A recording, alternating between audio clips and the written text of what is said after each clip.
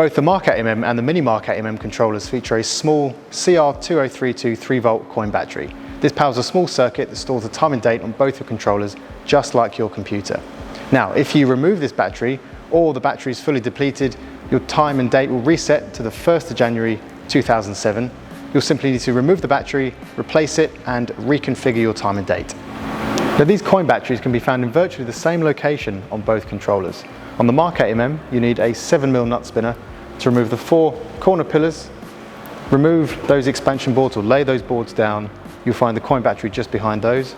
On the Mini, it's the same. You just need a 5.5mm nut spinner, 4 corner pillars, and you'll be able to lay those boards back down.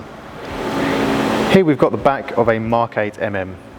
I've already removed 3 of those corner pillars. I'm just going to remove the final one, which will give me access to behind the expansion board.